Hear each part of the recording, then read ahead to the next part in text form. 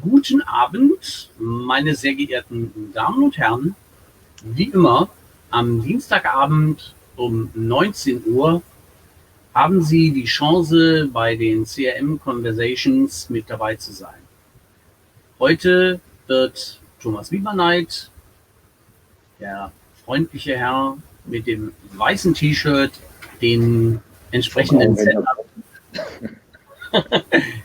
Ich bin ja der Historienfreund, der mit der CRM Expo unterwegs ist, Ihnen unsere Gäste vorstellen. Wir werden den ersten Part in deutscher Sprache haben und unseren internationalen Gast Raymond Gerber, der aus USA mit dabei ist, dann entsprechend mit hineinholen in unsere Konversation und dann die Sprache auf Englisch wechseln.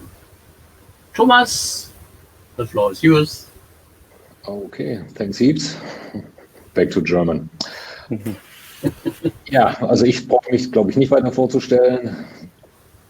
Was ich machen möchte, ist unsere Gäste vorstellen. Und zwar haben wir heute das Riesenglück, 2 Gäste einer echt coolen Firma hier zu haben, nämlich Thunderhead. Da wäre zum einen der André Meyer, welcher verkürzt Vertrieb Deutschland-Dachregion sogar ist eigentlich. Und dafür sorgt, dass dieser Brand, der sich hier in Westeuropa noch nicht allzu tief festgesetzt hat, denn doch deutlich erfolgreicher hier auftritt. Der André wird anfangen, ein bisschen seine Journey mit Thunderhead festzustellen oder vorzustellen. So nach dem Motto, warum zum Henker überhaupt dieser unbekannte Name?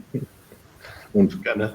Was steckt dahinter, warum und was finde ich so toll an diesem Laden? Was hält mich da und was treibt mich an, bevor wir dann den Ray Gerber, der Chief Solution Officer der Thunderhead ist, auch zu Wort kommen lassen, um dann tatsächlich tiefer in die Region reinzukommen.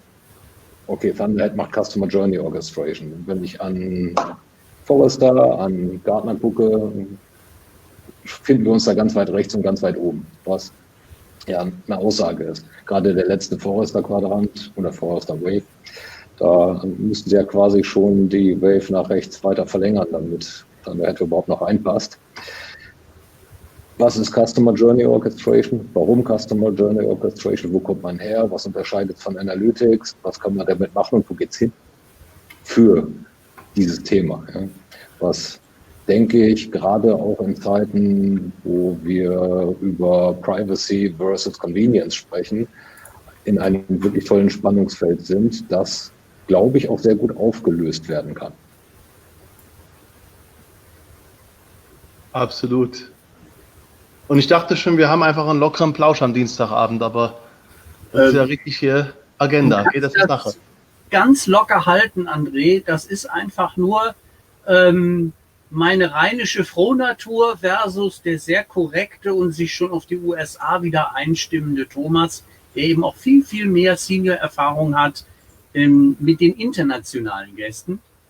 Ja, und das ist für mich dann, jetzt hat es ihn verrissen, das ist dann für mich... wieder da.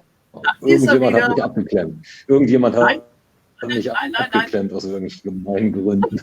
Ralf. Oder war es die Telekom? Das ist der Live-Effekt. Entschuldigung. Das gehört zum Programm bei euch, so ein Live-Technik reinzusetzen. Genau, Live-Fact-Technik, genau. Also ich bin ja auch schon mit meinen In-Ear-Kopfhörern da, weil meine sündhaft teure Technik sich nicht verbinden wollte. Okay, jetzt habe ich genug gebabbelt. Wie bist du dazu gekommen? Genau. Ja, cool. Also ganz herzlichen Dank und hallo an dieser Stelle in die Runde. Vielen Dank für die Einladung, dass wir mit dabei sein dürfen. Cool auch, dass Ray Zeit findet und er auch ein Stück weit Deutsch versteht. Deswegen wird man immer schneller und hastiger sprechen, damit er nichts mehr versteht. Nein, joking. Meine Wenigkeit, wie bin ich zu Thunderhead gekommen? Also letztlich durch Customer Engagement und aufmerksame Leute am Markt, die sagen, hast du nicht Lust, Champions League zu spielen? Und als Sportler spricht einen sowas natürlich immer an.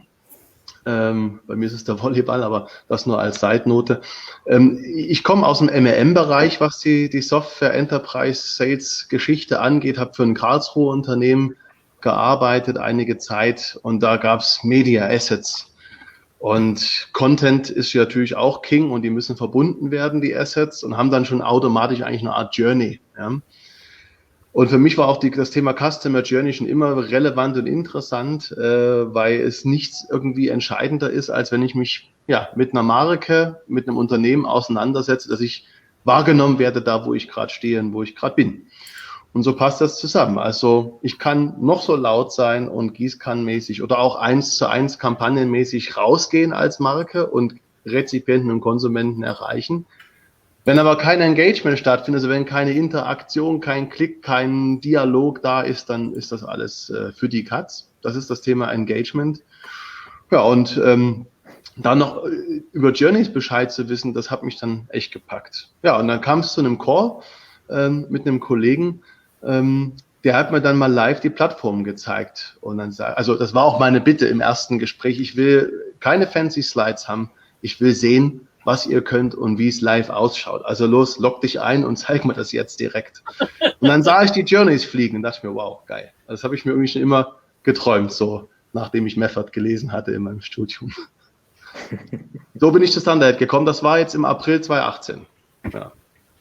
Ja, das ist ja mal cool. Also von sag ich mal, einer Methodschen Motivation über die Erfahrungen im Markt, also nach dem Motto, wie kriegt man die Theorie ans Fliegen? Das finde ich total klasse. Ja, identitätsorientierte Markenführung. Was denke ich, bin ich als Marke? Ja. Was denkt die Crowd da draußen, was ich bin, in Form von ihrem Engagement oder auch fehlendem Engagement? Und dann reflektiere ich mich permanent und adjustiere permanent. Ja. Das ist übrigens sehr spannend. Der Heribert Meffert ist bei den Next Act Events immer mit dabei gewesen und ich hatte auch die Chance zum Dialog, was mit dem Grand Seigneur dann auch immer so eine Runde Ehrfurcht ist. Er ist aber in einer extrem angenehmen Art ein Top-Mann zum Anfassen. Das heißt nicht, dass jeder ihm am Rockzipfel hängen soll, sondern nur die unkomplizierte Zugänglichkeit ist etwas, was ich bei ihm sehr schätze, und er hinterfragt auch immer wieder, was sich da draußen tut. Und er ist, sage ich mal, da sehr mental agil, wie sich das alles verändert, und ist da auch noch sehr aktiv dabei. Ja, cool. Ja. Ja. Fried Felser schreibt auch gerade, Meffert rockt, und da hat er natürlich recht. Das nehmen wir gerne mit zum Anlass, das auch mal ganz klar zu zeigen. Ja. Winfried freut sich auch immer sehr, wenn er ihn persönlich treffen kann oder auch mit in solche Events einbinden kann. Was war denn so ein typischer Punkt, wo du gesagt hast, das ist irgendwie, ich bin im Jahr 2020 angekommen und ich erlebe an der einen oder anderen Stelle immer noch Snail-Mail, also dass wir keine Brieftaubenlandeplätze mehr haben oder Postkutschenwendeplätze, ist ja schon ein großer Fortschritt. Ja. Aber wie fühlt sich das so an, wenn man heute in die eine oder andere Company bei den fantastischen Unternehmungen, die ihr da auf der Webseite habt, also ich kriege ja feuchte Augen, Aston Martin, einige Top-Hotels, und da sind ja Brandnames versammelt, also ich bin ganz ehrfurchtsvoll. Ja, es hat mich natürlich auch gepackt und begeistert, dass da so ein starker Footprint da ist und über 120 Brands, die global aktiv sind, mit einer Firma arbeiten, wo ein Wikinger einen zuerst ins Auge schaut und ich auch vorher nicht gesehen habe. Also was wirklich beachtlich ist, was für ein Verständnis existiert jetzt im deutschsprachigen Raum von diesen ganzen Anglizismen, die uns ja im Marketing, glaube ich, schon immer begleiten und immer mehr werden. Und jetzt ist es natürlich noch heftiger für ein britisches Unternehmen zu arbeiten, das zu transferieren. Und auch das eine oder andere Asset habe ich in meiner Tätigkeit mit übersetzt, aber habe auch viele Dinge so gelassen. Ja, also Intent-Driven Journeys oder Intent-Driven Marketing lohnt sich nicht auf Deutsch zu übersetzen, weil intentionsbasierte Kundenreisen, Orchestrierung, das könnte man noch in Deutsch lassen, das klingt einfach nicht gut. Das nagelt es nicht so an die Wand, ist auch genial, wie die britische Sprache das zulässt, Dinge im Marketing und Sales auf den Punkt zu bringen. Aber die Anekdote, die wir ja schon mal, wie wir uns kennengelernt haben, geteilt haben, ist ja die,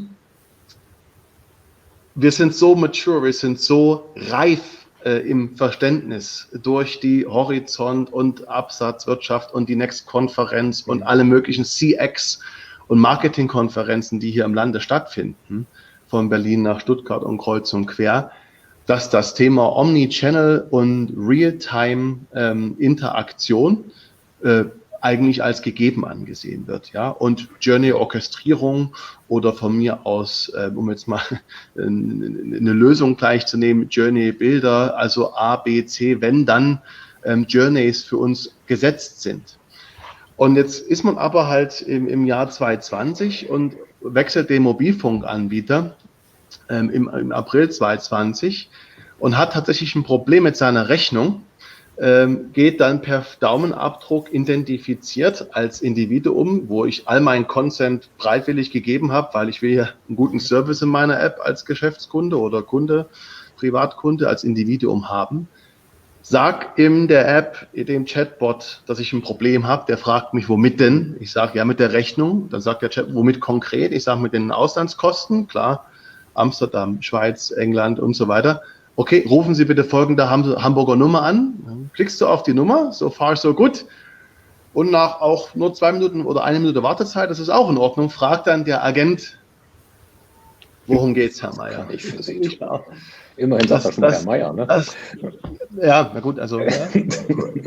Und das fand ich einfach krass. Und das ist eine Company oder das sind Firmen jetzt im Telekommunikationsbereich, die haben ja per se schon mehr ein digitales Gen. Ja? Wenn wir jetzt in die Energiewirtschaft schauen würden, wo wir, by the way, mit einer unserer reifsten Kunden haben, aber oder wenn wir in mehr konservative Branchen schauen, Maschinenbau, da würde ich das noch verstehen, dass man das hat. Aber wir sind seit 20 Jahren eigentlich gelangweilt von diesen Themen. Lass mal Omnichannel-Kampagnenmanagement machen, lass mal Journey orchestrieren. Und allein wenn ich 2 Kanäle breche oder von einem zum anderen wechsle in Echtzeit, dann habe ich so eine Experience, habe ich so eine Erfahrung und ich muss mich von Neuem erklären, habe ich einfach keine Lust mehr drauf. Und das ist irgendwie die Riesenaufgabe, die wir haben, die ich sehe und das Riesenpotenzial, dass selbst bei so reifen Marken hier immer noch so große Herausforderungen sind, wenn man eine coole Experience, eine coole Journey über verschiedene Kanäle abfackeln möchte. Würdest du uns noch ein Bild geben können, wo ist euer Kernfokus? Bei den Marken, die mir ins Auge gesprungen sind, kann man jetzt nicht direkt nur präjudizieren, dass es nur Business to Consumer ist, aber würdest du da ein Schwergewicht sehen? Am interessantesten ist es natürlich immer dann, wenn viele, viele Individuen über viele, viele Kanäle, viele, viele Interaktionen machen. Okay. Weil dann skaliert natürlich eine Technologie entsprechend gut. Ne? Dann kann die richtig Power geben und Gas geben. Und das ist natürlich da auch, wo auch ein großer Demand herrscht, weil du wiederum als Marke mit Millionen von Kunden entsprechend gefordert bist, Effizienzen zu heben in deiner Kommunikation. Das ist ein klarer Fokus. Aber es gibt auch mehr und mehr B2B-Use-Cases, weil diese High-Value-Behavior-Punkte, also dass die Knotenpunkte in der Customer Journey, die wir über Analytics identifizieren, gerade bei hochwertigen Kundenkontakten und bei großen Budgets, lassen wir uns Schließsysteme in Dubai verkaufen oder lassen uns große Anlagen für die Nahrungsmittelindustrie verkaufen. Da ist es entscheidend zu wissen, wer gehört zum Buying Center und was machen diese Personen in der Interaktion mit mir als Marke oder Verkäufer. Und das ist auch ein großes Interesse. Das ist cool. Das hilft uns auch, das Bild soweit zu zeichnen. Und wir hatten ja mal so gesagt, so ein Viertelstündchen starten wir mal in Deutsch.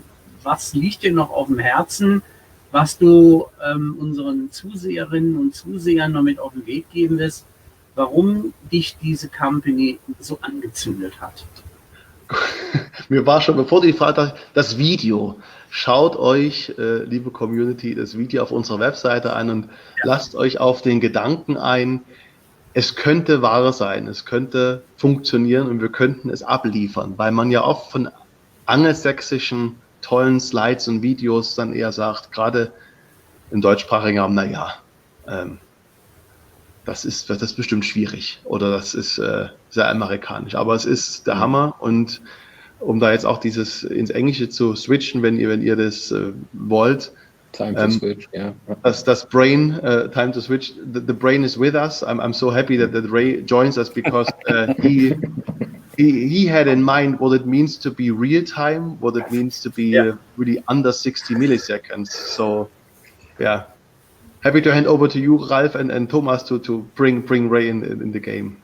Yeah, I will have just one sentence and then over to Thomas. I was completely stunned when I visited the website. I looked to the videos and I looked into the details in some of the names, which rings bells and is so fantastic that I said, "Ooh, this sounds like magic. This sounds like a slideshow came true." And then, and then it's not an American slideshow; it's a British slideshow. It's a British company. And there is a fine distinction, not only in the language, but they love to deliver. And they love understatement. And understatement such as, it's nasty to talk about what we have achieved. We just do it. So, Thomas.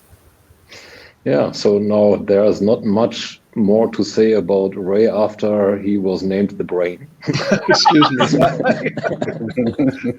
This is my personal opinion of how I recognized him in the company. Being a human, you can't get much further at all. So now it's all about journey orchestration, extending analytics. Let's start with what the hell is customer journey orchestration? I think not everybody in this world, on this planet, has got this message yet. Okay, guten Abend. Es ist mein Privileg, heute Abend mit Ihnen zu sprechen. Ich hoffe, ihr seid mit mir, wird sich lohnen. So okay, we switch back to German. You get that? Okay. Yeah. At least scripted. I can still read German. I can't really speak it anymore, but I can understand a little bit of what Andre said. So I think the best way to explain orchestration is to put it in the contrast of personalization. And I'm going to put personalization in the camp of a traditional A/B test. If we start with that, is where an A/B test or a personalization effort is focused on understanding a consumer, a visitor, or a customer's response to visual content delivered to that customer, regardless if that content is appropriate or relevant to the customer. Okay.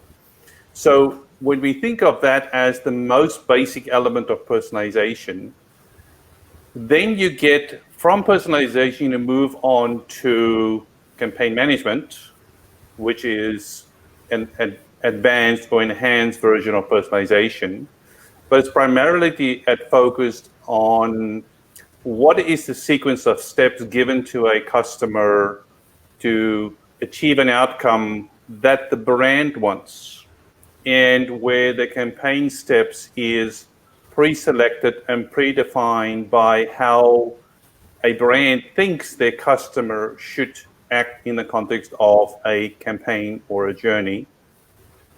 Then you move on to next best action, where the focus is on an individual offer, an individual interaction, and how do you get the most effective response from that customer in the moment.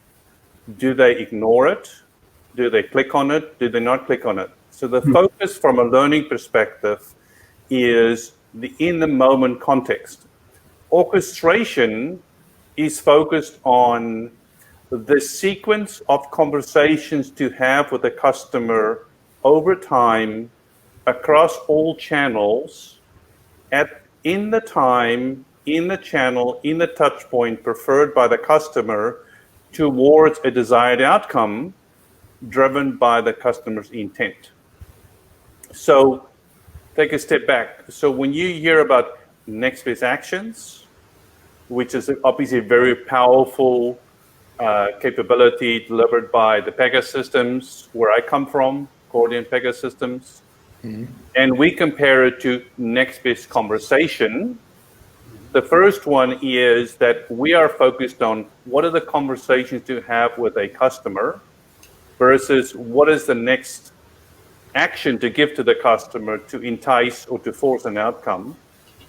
And then you take next best conversation and you extend that to adding to it the context of a journey, so you can understand, is the customer in the awareness stage? Is he in the learning stage? Is he in the knowledge stage? And even to the point where if he's in the use stage, do I understand how he behaved in the buying cycle that could have an impact on him needing more support than other customers? So hopefully that gives you a good idea in terms of the evolution of personalizations, campaigns, next best actions, and next best conversations to journey orchestration. Okay, now so we orchestrate a journey. You said something interesting, which is about customer intent and customer choosing touch points and company defining the journey or providing the journey. How do these topics relate to each other? Especially since I myself consider myself as someone who doesn't need prescriptions or doesn't want prescriptions too much. Or too much army. Yeah, the key thing for me there is the correlation between behavior implied intent. Okay, and again, that's why I think that Thunderhead excels. That we don't really just focus on demographics and psychographics. And a lot of people lately talk about emotions and bias, stuff like that. We truly take a customer's behavior or visitor from the first time they interact, and we learn about their explicit behaviors. And as the customer engages with the brand, we continue to evaluate what that behavior, what is the intent that it correlates to.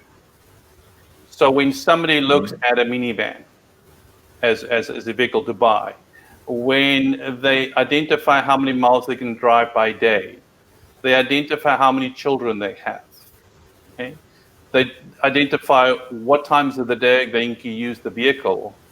Can we deduct intent that there is a mum that is trying to buy a vehicle because she's taking kids to school?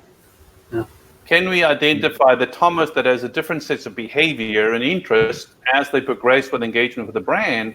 He's trying to buy a vehicle to get him to work and back.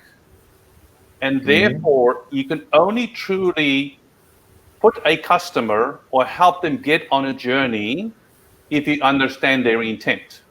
Let's say, for example, a customer comes in or a visitor comes in and is onto the credit card landing page of a Wells Fargo bank. As you gather information about his interest, what he looks at, I'm starting to understand that he actually wants to get $15,000 for a shorter period of time to help his kid get into college. Now knowing his intent, rather than giving a credit card, can I gently transition into a journey where, for example, a short-term loan, or in America, a second mortgage might be a better option for him to go down, rather than, okay, well, he's interested in a credit card, I'm going to force a credit card down to his throat, knowing that at the end of the day, that it'll end up as a sour relationship because of credit card costs. The guy wants to pay it off in 3 months, et cetera, et cetera. So I think that's where the differentiations of our thoughts around the journey is so critical, because it is understanding behavior, assuming an intent, validating an intent as he progresses, and then giving opportunities along the journey with saying, okay, let me pause this journey because this is not the right journey. I might be in a sales cycle with a customer, but the moment that he reports a support issue with his cell phone, maybe I should pause that sales journey, help him with the support journey, and when he's back, maybe get on another journey to change his emotions and how he feels about the brand before I continue the sales journey. Right.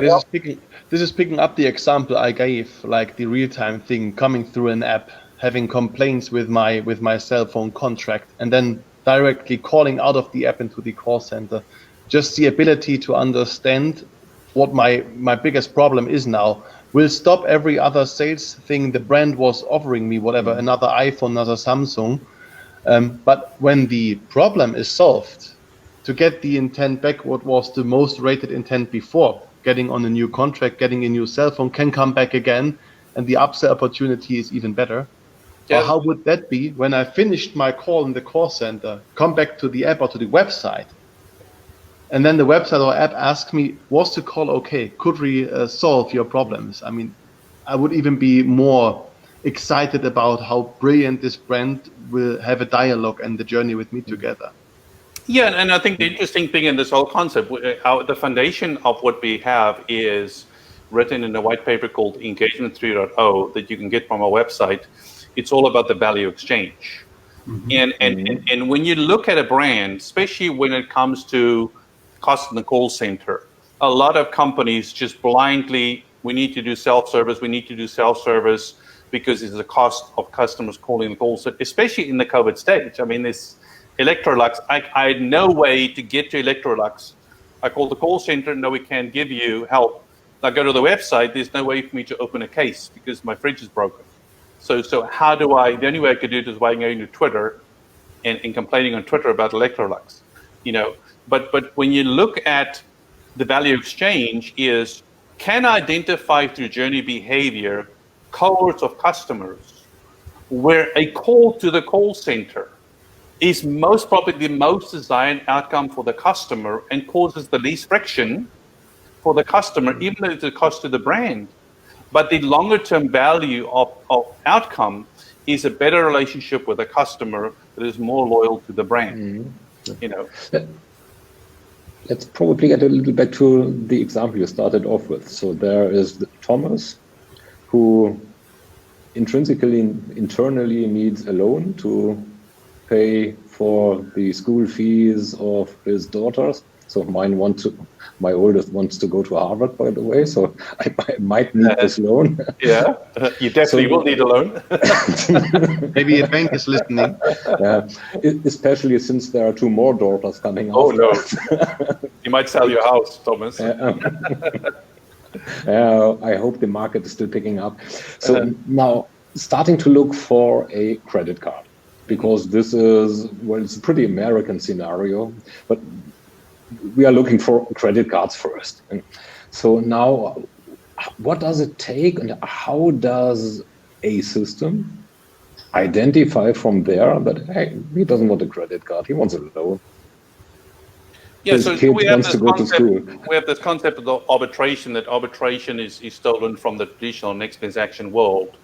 So think of Thomas starting to engage. What we do is we gather information from various sources. We gather information, real-time behavior insights by our listening capabilities. So we understand what touch point you're on in the context of that touch point. We also understand what we call captured values. We might ask you, the bank might ask you, how much you want to borrow, how long do you want to borrow it for, how much can you pay?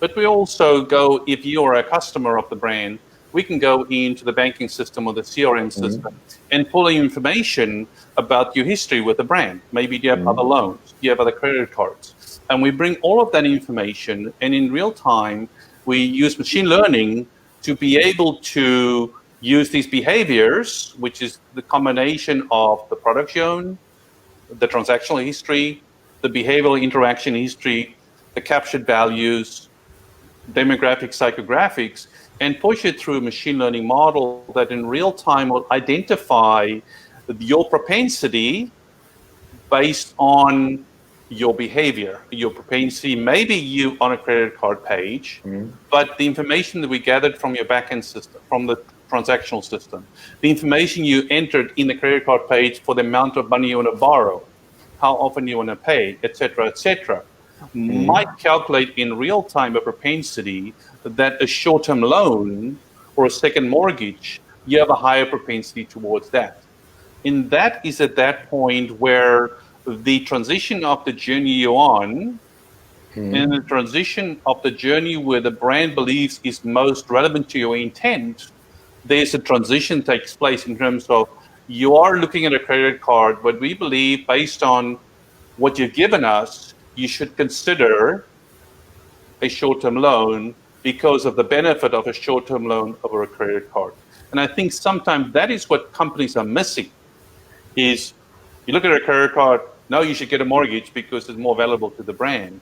Yeah. Is how do we allow the context to saying, this is the journey that you started, your perceived intent of what the brand can service my goal, versus what the brand believes over time of thousands of other customers that have similar behavior, similar interests, is a better propensity in terms of a loan or second mortgage, and allowing that subtle transition for the customer can say, no, I still want to go down the credit card path because I want to get a credit card, or thank you very much for the information, I'm going to delve deeper into a loan or into a second mortgage. So really, I think for me, the key is understanding and being able to consume in real time customers' behavior and correlate that to outcomes of other customers that had similar behavior that translated into success for those customers. Andre, Sorry. you should unmute. This is the magic what comes in if you have millions or thousands of journeys where you had been able to track. I mean, with other systems, let's take a tag management system. You just store thousands and tons and hills of data, unstructured.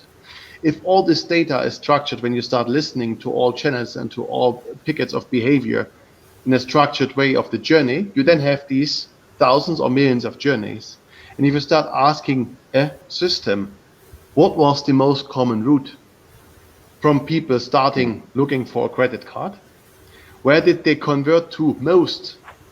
You have these percentages coming back, and then you have this closed loop coming back to people who have the same behavior pattern, starting on mobile looking for credit cards, and have this next best conversation out of the system, out of the analytics, out of the insights you listened to in the past.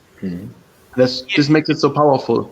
And I think the unique thing to add to what Andre is saying is that our visualizations around journeys is so powerful that you can actually see in the journey where customers were on a credit card journey, at what point they transitioned, regardless of channel, to another proposition, aided by a next best conversation recommendation, or where they just voluntarily got to another journey. And I think that's a key thing to understand as well, is you have to understand at what point to inject yourself as a brand into the conversation.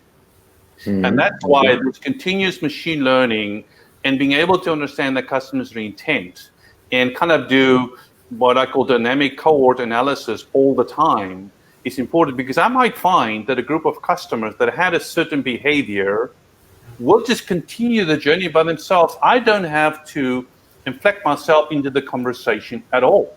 Okay? The journey might take 3 days longer, but what is the cost to me when it has a positive experience to the customer? And I think that's the key thing to understand, is to be able to visualize and understand, and let the system prescribe. We think that you need to create this conversation for this cohort of customers because that will enable them to get the outcome that they desire much quicker. You 2 times now brought forward an interesting point, because it's prescription against choice, one thing, and the other thing was, free will, more or less, and doing the right thing to the customer, to paraphrase another sentence that you said. So now this to me sounds like an outside-in thinking. Yeah, I company do profit by doing the right to the customer or having him do the right thing. Yeah? So now many companies aren't like that yet. How do you convince them to switch their point of view, getting to a stance that basically says, hey, it's not me doing profit by giving something to customer, but it's me benefiting from allowing the customer to choose the right thing? I think analytics is very important, especially we have in our world we have very specific AI algorithms that help brands understand. So we have something called most valuable orchestrations, which is an algorithm that looks at the number of personalizations, if you can call them, in the context of when a customer started the journey to when they completed the journey or they dropped off. And so our algorithm calculates the attribution of each action towards conversion. So you can very quickly look at that analysis and identify those actions or conversations delivered to customers that reduces their ability to convert. Okay? So, I might get the first two are very effective. As soon as I get to the third action or conversation, I'm starting to lose a bigger number of customers. And I get to the point where this customer might be on a sales journey, and without knowing, I might be starting another campaign that is an upsell journey that is inflicting itself into the sales journey, and that has a very negative impact to the conversion or the completion of that goal. That's the one thing. So I think AI, journey-based AI, is very critical to help identify those points in the journey.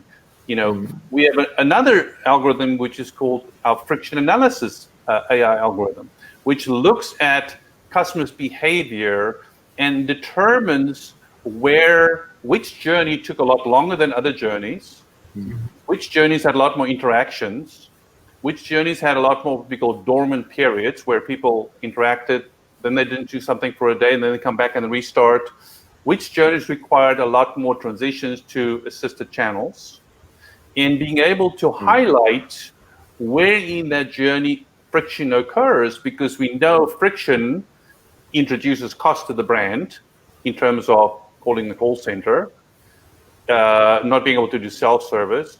It incurs cost to the brand because of the delay in conversion activity. You buy in 5 days instead of 2 days, as an example. But it also incurs bad experiences for the customer. So it is the combination, I think, of visualizations along with proactively using algorithms to highlight to the brand those issues that happen that causes brand. And I think once a brand sees how an outside-in approach works compared to an inside-out approach, you can start comparing the two journey behaviors and seeing I have campaign A, where I have a control group, as an example. I have a campaign B, where I have another group of customers. In the one, I'm giving these actions. In the other one, I'm just letting them do what they want to do and helping them occasionally, and then comparing the outputs based on friction, et cetera, et cetera. So, picking the business part of this question, or the organizational part of this question, like, if I understand your question right, Thomas, it's like, how can we convince organizations and company to be more outside in instead of inside out? That's the other part of the question, yeah. So one is have them convince their customers, and then have you guys convince your customers or prospective customers that it's to the market in general. Yeah, it's beneficial for them to think outside in. Yeah, so there are also, Raymond mentioned before, different researches and articles on the website with some facts also from other big consultancy companies saying what you can get out if you are customer centric. But I think this is also coming back to our intro in German. The market and the companies have this maturity and are more or less bored if you drop names like, hey, do you want to be customer-centric? You want to be customer-centric? Do you want to do better customer experience? Yes, we want. But who has the mandate? Who has the white card in the company saying, we are now customer-centric. We do now break down silos. And this is a nice thing I heard from our client here in the energy sector in Germany, saying you need this C-level commitment to break down silos, because then it will be possible to do all these listening and understanding, to put all these in one machine or one brain, to then let these algorithms work and see the results. This also can convince them based on the case studies and customers we already have. But then there's one soldier in the company. There must be C-level commitment. There must be a lighthouse, a project where you can have a pilot or whatever proof of concept to show that you are true. And commitment and lighthouse project to make you successful. And then we, as a technology company, have a big ecosystem of partners who are doing this long-term transformational processes in these companies, restructuring them, bringing them into new organizations. So we all more or less work together, as we are system agnostic and just have full focus, full force on the best technology for journey orchestration. So if I understand it properly, I would take it from that aspect. You offer the guidance to the organizations which are willing to let themselves guide to a better orchestration of a more sexy, more profitable customer journey, and to create a better experience. This comes to the aspect I discussed yesterday with Ray a bit, that you are not only able to coordinate data flowing in from a lot of lakes or silos, but I'm dreaming about a constructive, let's say, verbal perspective I call a customer-oriented transformation platform. So a CDP is for me dead lakes. I'm not looking into the Dead Sea. I want to see action. I want to see that I have a benefit in bringing all these inputs, all these behaviors together, and then give a proper advice to a certain degree. And I don't want to push them in that direction. It's simply friendly guidance.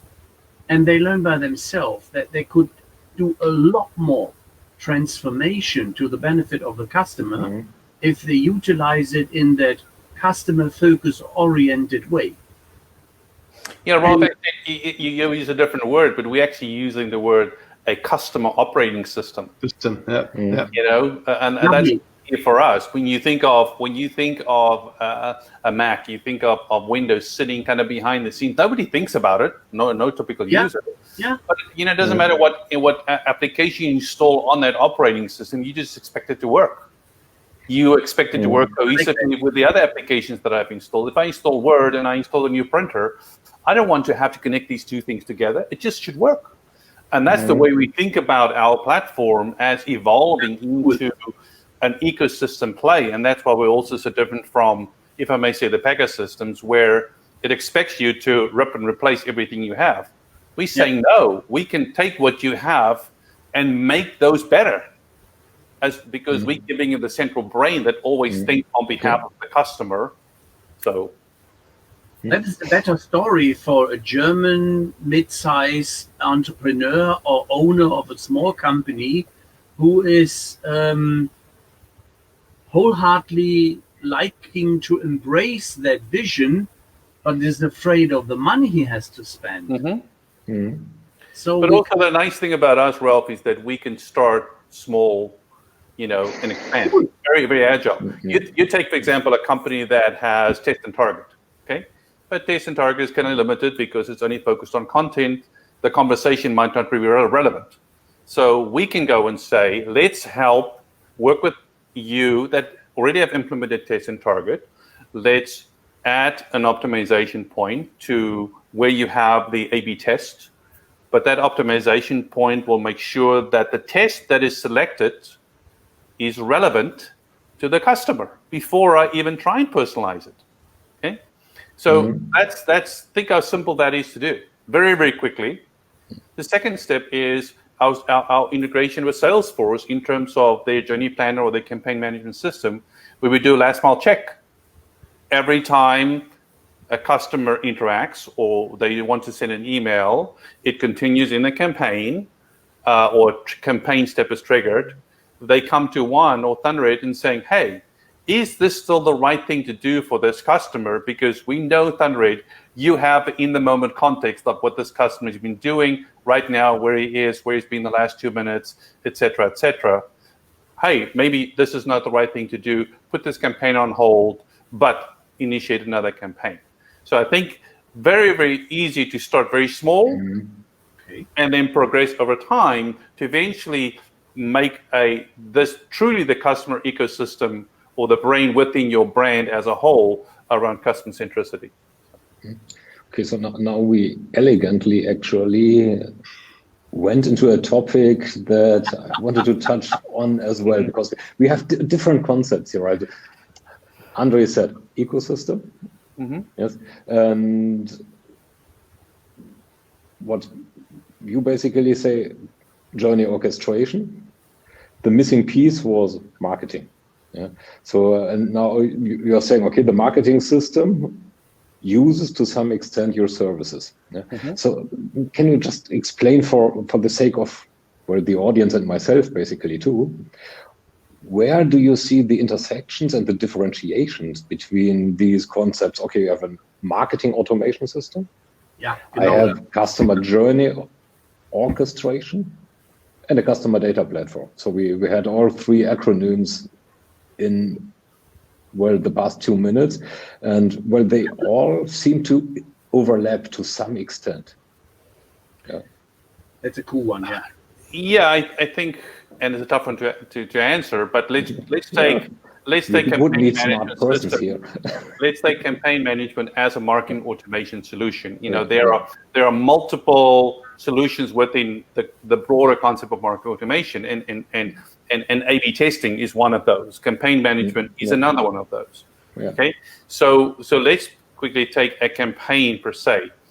My definition of a campaign is a brand sitting there and saying, what do I think are the 7 steps that a customer needs to go through for us to sell him product X, because that is our intent. So it is I would call that a managed customer journey. Okay? So that is it's proactively, it's predefined.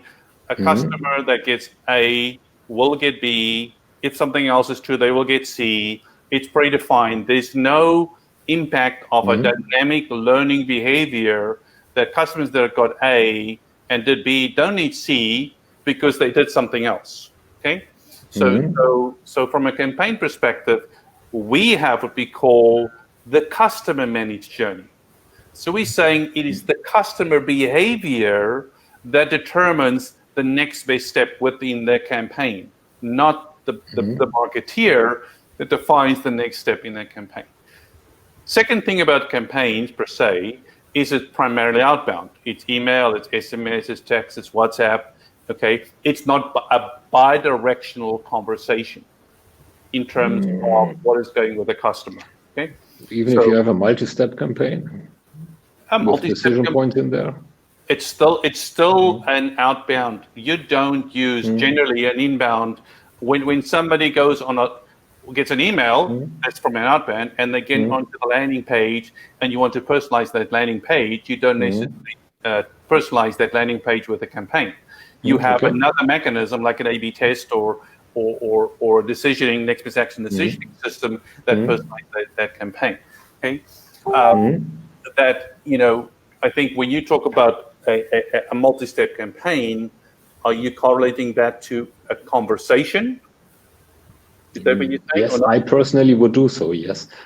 Yeah, I mean, when I talk a conversation, a conversation for me is you and I talking to each other right now, where I can immediately respond to your behavior. Where for me, when about a multi-step campaign, I'm talking about a prolonged interaction you I have with multiple conversations. Okay. So the conversation for me is that in a moment interactive behavior where a campaign, even a multi-step campaign, is I have a series of interactions, but all those interactions are primarily outbound. Okay. Yeah. So I think that's the thing. I think the other key thing to understand where I feel is most probably, I think campaigns has its place. Don't get me wrong. Okay? Campaigns can be better, and that's what we're trying to do. Is we're trying to make campaigns better before we say you don't need campaigns. Okay. The big thing with campaign is the lack of campaign analytics. Campaign analytics is focused on, I have 7 steps in a campaign. All I'm worried about is how customers responded to those 7 steps in that campaign. My analytics is based on campaign events. My analytics is not based on reaction to campaign events. Okay. So if I send an email, I maybe look at the email, a campaign event will say, Thomas opened the email or he didn't open the email. Okay.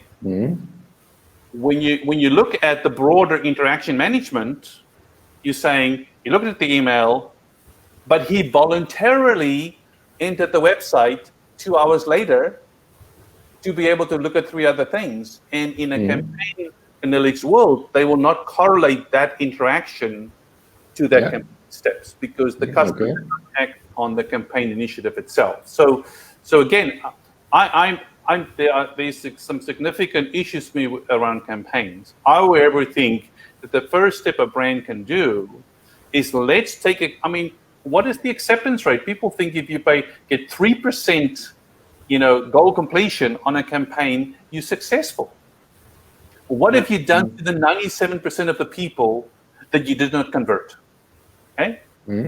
How can we use journey orchestration to marry inbound and outbound, okay, plus behavior to take that 3% to 6%, to 7%, to 8%, okay, and then kind of create pockets within the campaigns where we allow for customers to start having more choice about how they prefer to engage with a brand, rather than through a predefined set of steps defined by a business user. And I think it's all relevant. Sorry. I would like to use the opportunity because we do have an active, let's say, audience. I would like to share with you that screen here. That screen describes from the classical product, price and promotion, the approach Professor Meffert created with integration, innovation, individuality, integrity to the Kodler, co-creation, co-activation currency on conversation. So we are very excited that we have today that opportunity to talk to you, the brain, and the guy who brought us the brain and who is living or walking the talk together with you, that we have seen that you make these more or less models in theory coming alive. And that is very sexy. What is very interesting, Ralph, is that the word that he uses, individuality, is we actually, in our positioning, we are saying we don't do personalization, we do individualization. Yeah. So we adopted that word. It's also like the examples already mentioned, or when your question was, we have these marketing platforms, CX platforms, automation systems, email sending systems, and then you have pieces, journey orchestration tools like Thunderhead. Is the question is always, everything I think is relevant and placed together. What is in which journey stage is the individual? Is he in discovery? Is he buying? Is he in loyalty? And this comes back to the closed loop of the individuals already mentioned. Like you have these campaigns, you have these segments, and these segments get always more smaller. So this comes more or less to the, in the future, one-to-one individualization campaign management, which might never happen totally. But if you then have these machines with segments being defined by behavior patterns on each journey or journeys, you have these smaller and smaller pieces of how people want to interact with your brand, and you have the rule system automatically doing individualizations on the run of each client and not on the run of your campaigns. But you still need to send an email. Or the journey says the best conversation route is now this content but piece. not necessarily which email, yeah. So I think I got that part. So I had 3 different systems that I mentioned. And I actually have 2 things that I have really on my heart. The other one is the CDP.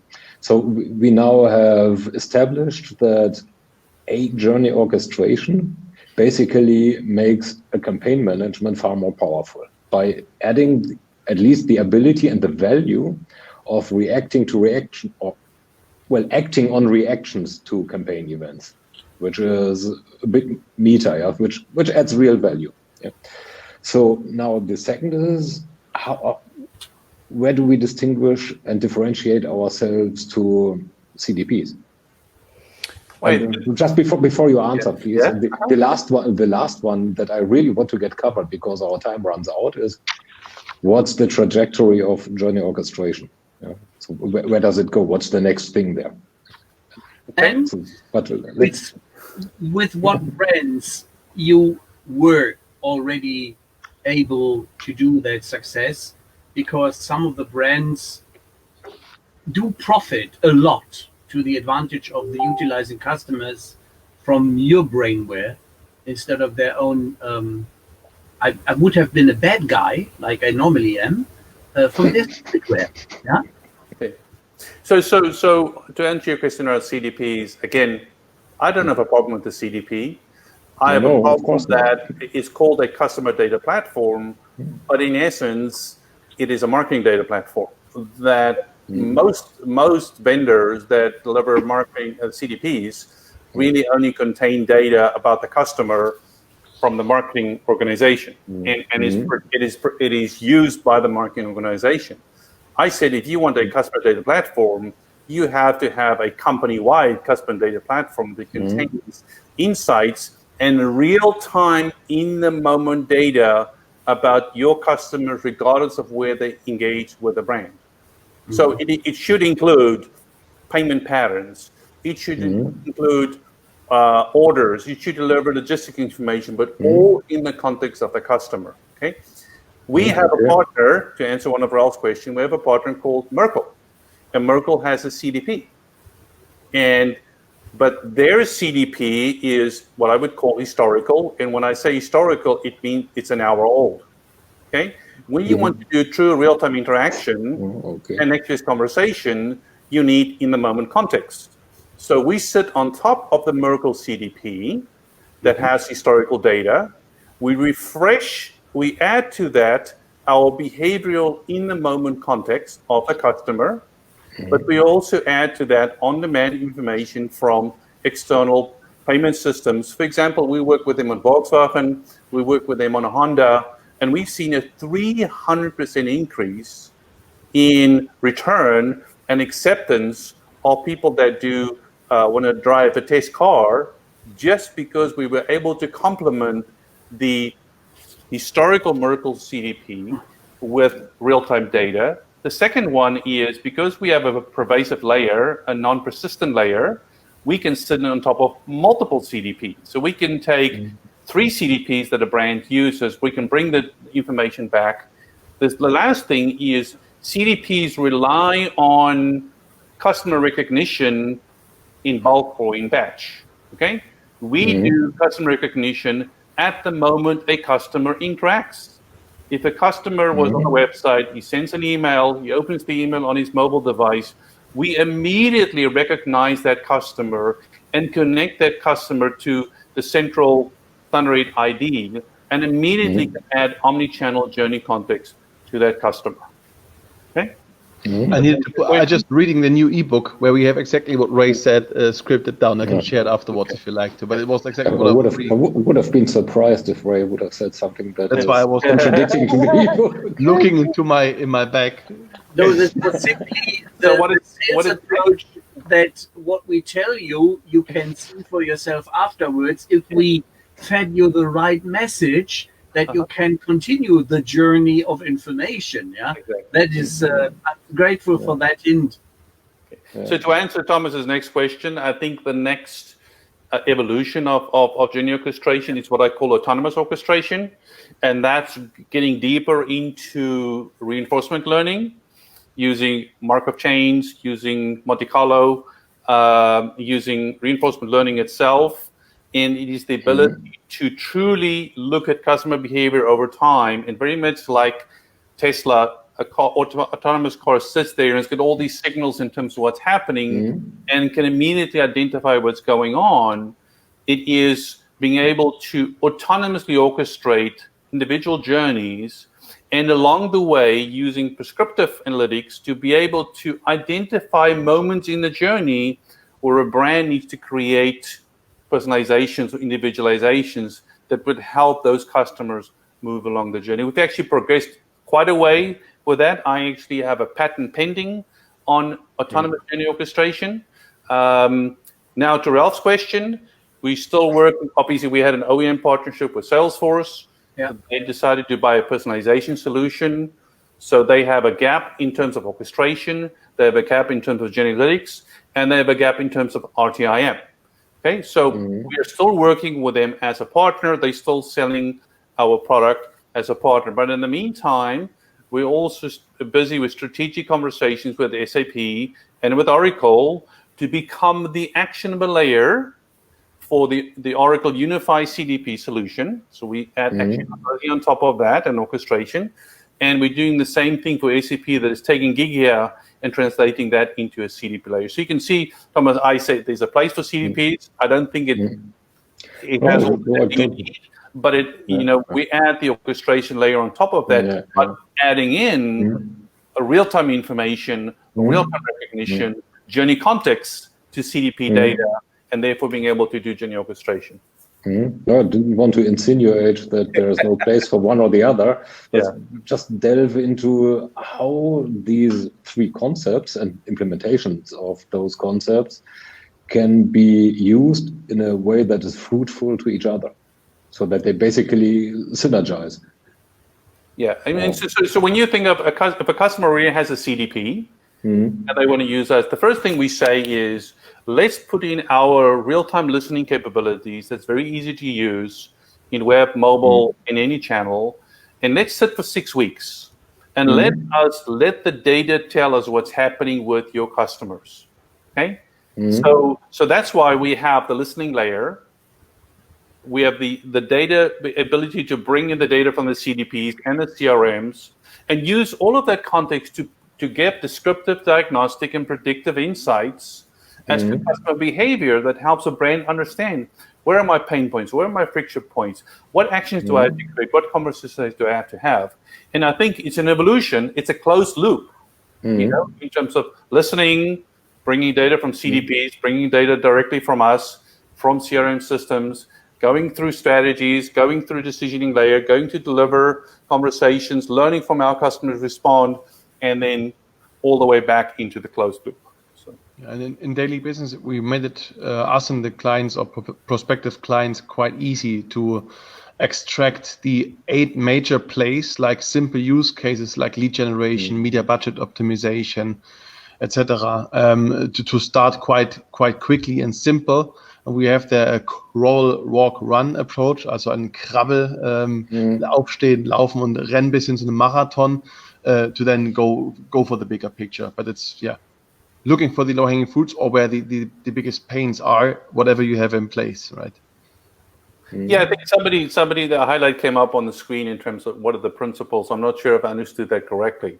But for me, the principle is listen to your customer. And if you want to listen to your customer, you have to be everywhere where your customer is. And that's the key for me. Listen before you act, okay? And that's the key for me. That's the main principle that you have when you truly want to be a customer outside-in customer brand, you have to listen to your customers around behavior to understand what is it truly that they want. And only then can you react to that. Yeah. True. So this is a very, very nice one to, let's say, go to the finish line with a smart 5 minutes delay, which is absolutely okay for us and for the audience from our former setups. As well, yeah. For them, hopefully as well, because this one was extremely insightful.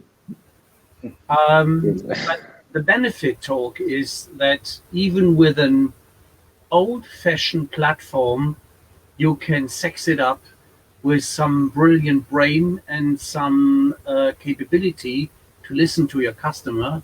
Takeaway 1, takeaway 2. A lot of the success of large customer automation and marketing platforms could be enhanced if they have the capability of what Thunderhead is delivering, and it is far more than smart listening and giving you some friendly guidance. It is much more, from what I learned in that hour, that it is helping you to be definitely more successful, more to the point, and to have and create and keep customers more happy and meet their expectations instead of managing something you think might be what they want. And that's in real time. Yeah, the interesting thing for us is we're successful, but do we want to be a lot more successful? Absolutely, yes. But I think one of the biggest challenges, and Andre can confirm or deny that, is when brands see how the platform works, they realize we have to be customer-centric to be able to get the maximum value out of the platform. And I think a lot of brands, unfortunately, are not ready yet to transition from a product-centric inside out to a customer-centric outside-in world. But it's unfortunately, or fortunately, things like the pandemic that will force the issue where if you don't have that footfall in the store, you have to really do true digital transformation, okay, which is not just automating your website, to be able to retain your customers. That's why we've seen a massive influx in terms of brands understanding we don't have a choice to be customer-centric. Because if we're not going to have customers. Yeah, it's like earning trust, building long-term relationships. And this is maybe quite high level and a bit boring as long-term or long time in the market discussed. But coming back to what's my wish is like, can we imagine that it would be possible and it would even be simple to start? Yes, it is. And if you have the chance of being data channel-driven or journey-driven, why not be journey-driven from the beginning on? It is a journey. It will take time, and the big transformation. We have companies, whatever you mentioned, Merkel. There's Publicis, Sapient. There are big consultancies doing this work on the client side. But with the DNA to be customer centric and journey driven, we are totally convinced this is the right way to go. And why not being journey driven instead of looking at your silos and channels or campaigns? Ladies and gentlemen, thank you very much for listening and watching us. If you want to meet the guys again, they are available in LinkedIn and Xing. So feel free to make contact personally. And elsewise, you'll have a free catch-up of the movie we started our introduction with, and some more very, very nicely made case studies, which I really enjoyed, because it shows that what you, Andre, said, either you do it in a nice and cool way, or you better don't do it. And you showed us that with the bottom of your heart and the brains in combination and with the commitment, you two showed us as the flag holders for your company, a fantastic way. And I'm completely thrilled. Thank you very, very much for your time. Thanks for having me, and I'll gladly come back in a couple of weeks. If there's any questions from the audience, that you want me to answer, I'll gladly back on it, and even do a small demo of Journey Analytics if you want to see kind of how I visualize how it works. It's a cool one. Yeah, I'd love to. I might get back to you on that. Thanks for the compliment. Thanks for having us, inviting us, Ralf and Thomas. A pleasure talking to you. And thanks for also coming over the ocean. Awesome. You're welcome. Bye. Okay, Have a nice evening. Andre. Cheers. Bye. Cheers. Bye. Bye-bye.